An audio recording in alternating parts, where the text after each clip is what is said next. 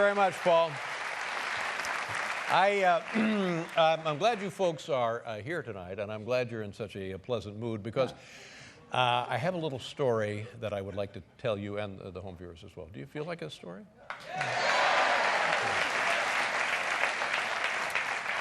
This started 3 weeks ago yesterday, and I get up early and I come to work early, and I go out and I get into my car, and in the back seat of my car is a package I don't recognize and have never seen before, and don't usually receive packages 6 in the morning in the back of my car. I guess you can. I guess some people do. So I get to looking through it, and there's a letter in the package, and it says that I know that you do some terrible, terrible things, and I can prove that you do these terrible things. And sure enough, contained in the package was stuff to prove that I do terrible things. At 6 in the morning, and maybe this looks better to you at noon, but 6 in the morning, all you can think about is every terrible thing you've ever done in your entire life. So I go through it, and I study it, and what this is a guy is going to write a screenplay about me. And, you know, that's good news for anyone, isn't it, really? Oh, no.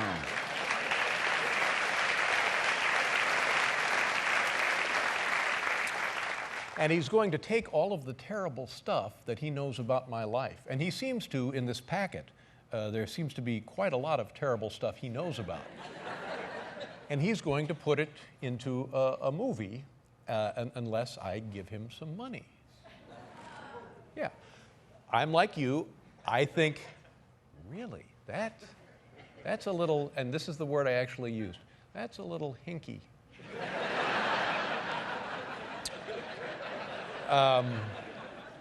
So I just want to reiterate how terrifying this moment is, because there's something very insidious about, is he standing down there? Is he hiding under the car? Am I going to get a tap on the shoulder? You immediately, because I'm motivated by nothing but guilt. If you know anything about me, I am just a towering mass of Lutheran Midwestern guilt. So, well, thank you. So I get to the office and I say to myself, I hate doing things like this, but maybe I'll call my attorney. So I call my attorney, and he takes a look at it, and he says, well, let's schedule a meeting with the guy just to see what he has in mind. So there's a meeting with the guy, and it turns out, yes, in fact, he wants a large sum of money, or he's going to produce this screenplay of all the terrible things that I do. Embarrassing, terrible things. So at that point, my attorney and I say, wow, this really is hinky. So then we call an operation called the Special Prosecution Bureau, which is a division of the Manhattan District Attorney's Office. We call down there, and we say, can we run a couple of things by you guys? And so we took the stuff down there, and they said, whoa, hello, this is blackmail.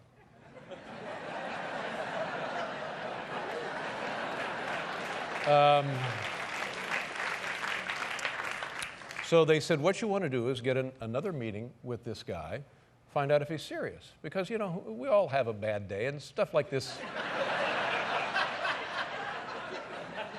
slip through the cracks. You know, you've inadvertently blackmailed someone. And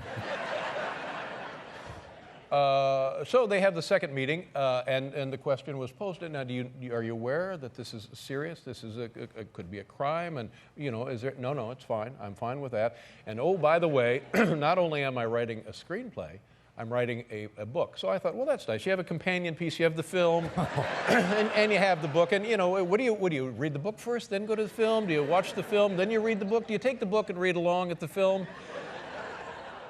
It's all coming up roses for me now. Because remember, this guy knows creepy stuff about me. So they had the second meeting, and he was reassured that everything was just fine. And then a third meeting is arranged. And if there's a light-hearted moment in any of this, and I'm not sure there really is, the third meeting is arranged whereby he's given the check. Now, I don't think I've mentioned the amount up till now, but he was asking $2 million.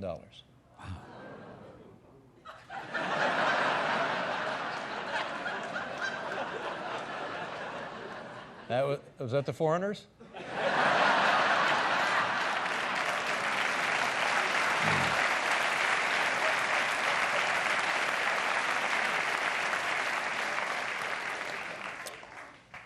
So the check is turned over, $2 million, and because I'm such a bonehead, you ever seen like a golf tournament where they have the giant check when the guy wins it?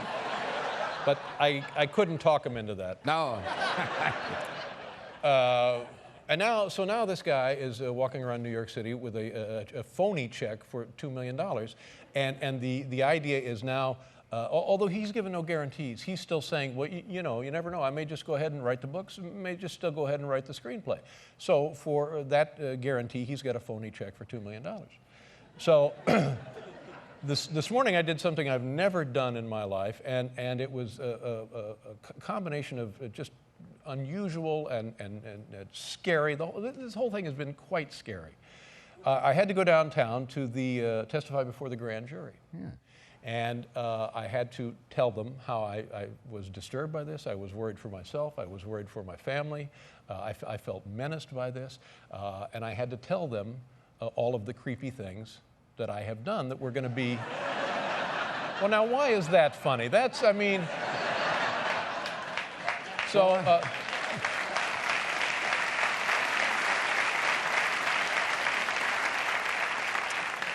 So the idea is if they believe, in fact, a crime has been committed, then they issue a warrant, and that's exactly what happened. And a little bit after noon today, the guy was arrested. Ah. Now,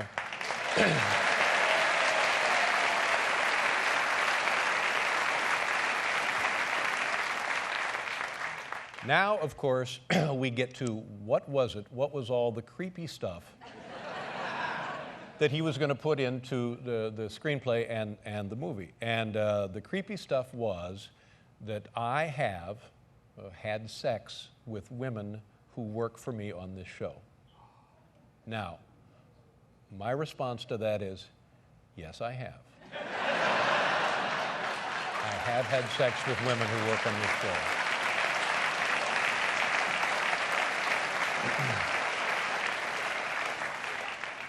And would it be embarrassing if it were made public? Perhaps it would. Perhaps it would, especially for the women.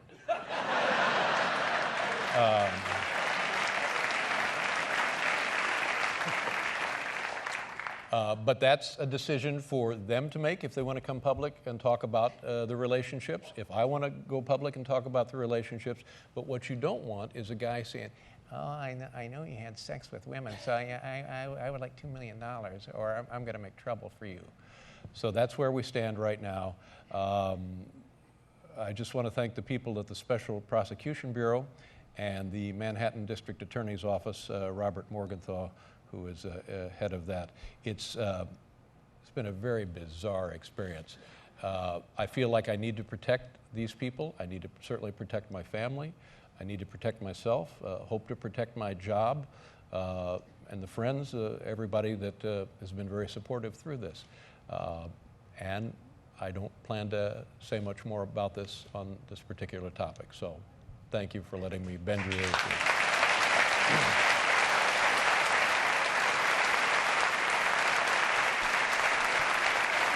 And now,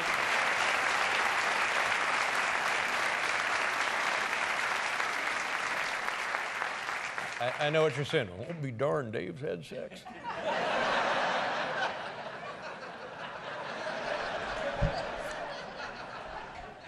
That's what the grand jury said also. Really? You've had sex? All right, now what do? I guess we do a thing. Thank you again for your patience. We'll be right back with Woody Harrelson, ladies and gentlemen.